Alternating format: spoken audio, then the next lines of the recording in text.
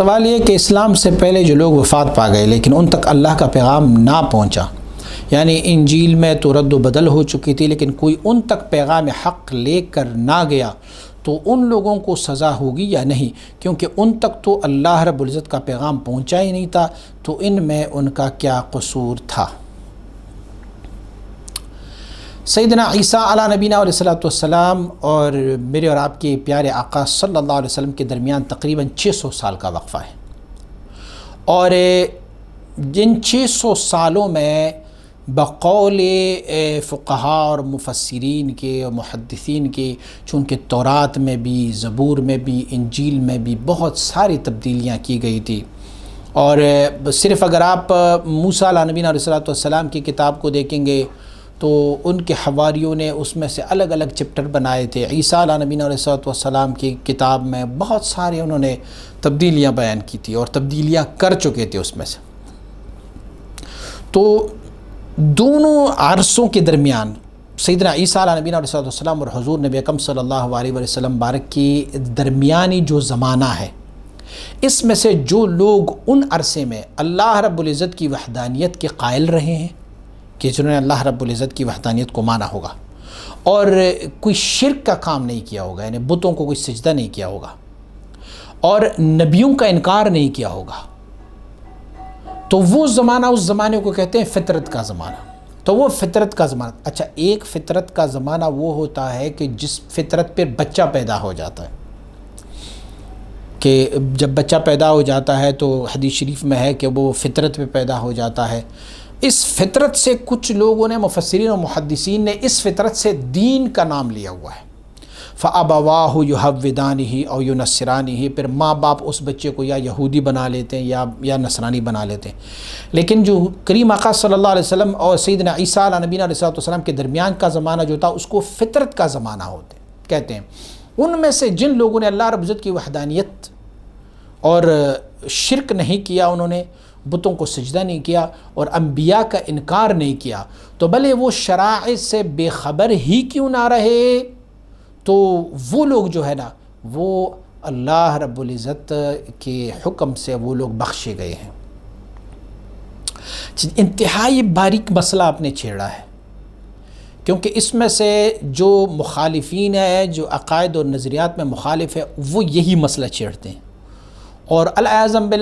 باللہ اس پر وہ میرے کریم آقا صلی اللہ علیہ وسلم بارک کے والدین کریمین کو ٹارگٹ اور نشانہ بنا دے گے۔ انہوں نے تو کلمہ ہی نہیں پڑھا تھا، تو وہ جو ہے نا وہ مشرک تھے، العیاذ باللہ۔ لیکن چونکہ وہ فطرت کا زمانہ تھا، اور کریم آقا صلی اللہ علیہ وسلم بارک کا خود ارشاد گرامی ہے کہ اللہ کریم نے مجھے پاک نسلوں میں سے پیدا فرمایا ہوا ہے، پاک ماؤں کے پیٹوں میں رکھا ہوا ہے، اور مجھ سے لے کے سیدنا آدم علیہ نبینا علیہ السلام تک جتنے میرے آباء و اجداد گزرے ہیں، اس میں سے کسی نے کوئی شرک نہیں کیا، بتوں کو سجدہ نہیں کیا۔ تو وہ لوگ جو اس فطرت کے زمانے میں تھے اور اللہ رب العزت کی وحدانیت پر اور شرک انہوں نے نہیں کیا تھا اور انہوں نے انبیاء کا انکار نہیں کیا تھا، تو وہ سب جو لوگ ہیں نا، وہ نجات پا گئے ہیں۔ امام ابن کثیر نے فطرت، جو میں نے لفظ استعمال کیا، تو ابن کثیر نے لکھا ہوا ہے کہ فطرت سے مراد بھی دین اسلام ہی ہے۔ تو گویا اگر ان لوگوں نے شرک نہیں کیا اور اللہ کی وحدانیت کا یقین کیا تو وہ بھی دین پر تھے، جس سیدنا رسول اکرم صلی اللہ علیہ وآلہ وسلم بارک کے والدین کریمین ہوئے، آپ کا دادا مبارک تھا۔ اب آپ کو سوال میرے خیال میں کسی اور زاویے سے کرنا چاہیے۔ آپ سوال یہ پوچھئے کہ اس زمانے کے تذکرے کے بغیر آپ یہ سوال پوچھئے کہ ایک بندہ ہو کہ جس کو نبوت اور رسالت اور دین اور شرائع ابھی پہنچے نہ ہو، وہ کچھ ایسے ماحول میں ہو کہ وہاں تک پہنچنا مشکل ہے، تو ان لوگوں کا کیا ہوگا؟ سوال یہ پوچھنا چاہیے تھا آپ کو۔ تو اس کا جواب یہ ہے، سیدنا امام ابو حنیفہ رحمۃ اللہ تعالی، امام اشعری اور امام ابو منصور ماتریدی رحمۃ اللہ تعالی علیہ،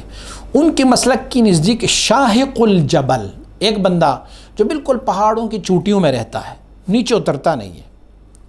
تو ان تک رسالت و نبوت کا پیغام نہیں پہنچا، اللہ کی وحدانیت کا پیغام بھی نہیں پہنچا، دین کے بارے میں اس کو کوئی داعی وہاں پر ملا بھی نہیں ہے،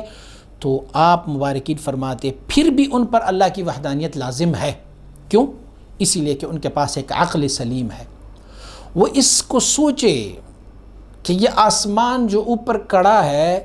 یہ بغیر ستون کے کیسے کھڑا ہے، یہ جو میں پیدا ہوا ہوں یہ کیسے میں پیدا ہوا، یہ جس پہاڑ پہ میں رہتا ہوں شاہق الجبل ہوں، یہ پہاڑ کہاں سے پیدا کیا گیا ہے. تو عقل سلیم اس کا تقاضا کرتا ہے کہ کوئی بھی ایسی ہستی ہے جس نے اس پوری کائنات کو بنایا ہوا ہے، یا کم از کم ان کو پتہ تو ہوگا نا کہ یہ درخت یہاں اگے ہوئے ہیں، یہ گھاس پھوس اگتے ہیں، یہ پتھر، یہ چٹانیں، یہ پہاڑ، یہ آسمان، یہ زمین، یہ ساری چیزیں. تو آپ مبارکین فرماتے ہیں امام ابو منصور ماتریدی رحمۃ اللہ علیہ تعویلات اہل سنت میں، تو آپ فرماتے کہ اس بندے پر اللہ کی وحدانیت لازم ہے. اگر اس بندے نے صرف اللہ کی وحدانیت کا اقرار کیا ہے،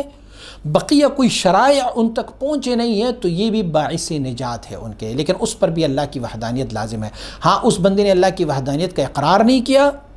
تو پھر وہ جو ہے نا مستحق جہنم ہے، اسے پھر سزا کی مستحق ہے، لیکن اس پر اللہ کی وحدانیت جو ہے وہ لازم ہے، اسی لیے کہ ان کے پاس عقل ہے، اور عقل اس بات کا تدارک کر سکتی ہے کہ کوئی ذات ایسی موجود ہے جس نے اس کائنات کو سنبھالا ہوا ہے.